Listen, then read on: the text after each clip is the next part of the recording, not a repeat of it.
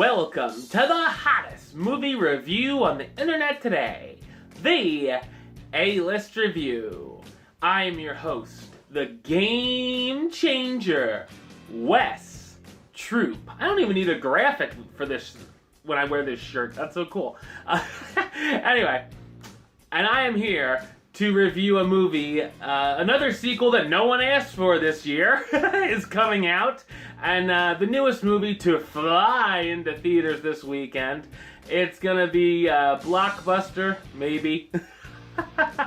Ladies and gentlemen, here's my review of Independence Day: Resurgence.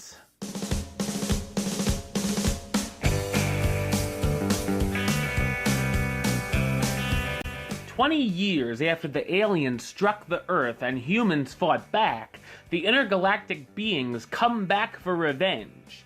When a massive spaceship appears over Earth, those who fought in the original battle gather up with a new generation of pilots and government employees to defend the planet one more time. So what did I think of Independence Day: Resurgence? I thought it's a lackluster sci-fi sequel. Now, I'm not a die-hard fanatic of the first film, but I thought it was fine. This time around, not so much. The CGI looked really bad in this film, and it's odd that the effects looked better 20 years ago. One of the highlights of the first movie was the destruction sequences. This time, they last about a minute, and it goes so fast we can barely make out what city is being hit. You're just like, oh, there's the eye in London, so it must have been London, I guess. There are a few mediocre dogfights and battles, nothing really too much of note. The finale is at least somewhat interesting, with the alien queen about the size of Godzilla coming out of her ship. We do see a little more of the aliens this time, and actually get to see the creatures in action and using weapons, for what's that's worth. The plot is a mess, and has way too many things going on at the same time.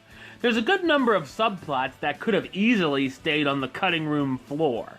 The comedy falls flat on its face, except for a few chuckle-worthy lines from Goldblum.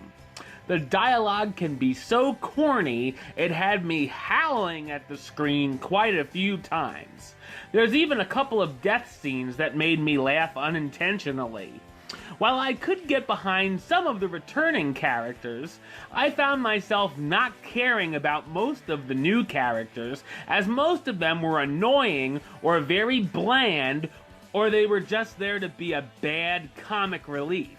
The cast stars Liam Hemsworth as Jake Morrison, the U.S. pilot stationed on the moon who's one of the best.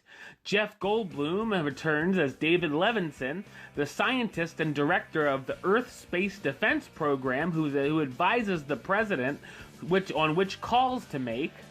Bill Pullman as Thomas J. Whitmore, the former president who was in office when the first attack happened and is worried about another on the way. Micah Monroe as Patricia Whitmore, Thomas's daughter and Jake's fiancé, who's also a pilot, but currently serves as an aide for the current president.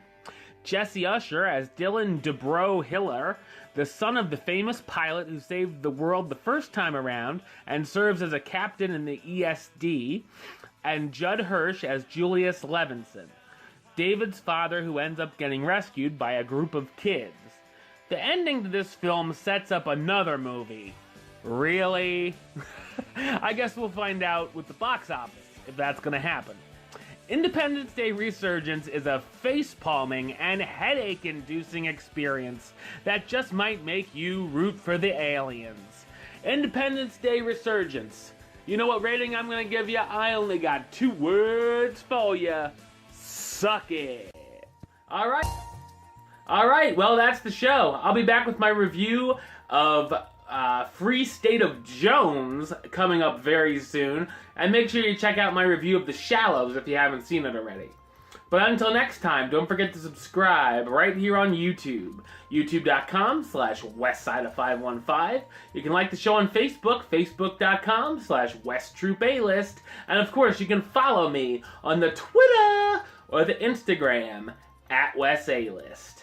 Until next time, Troop out.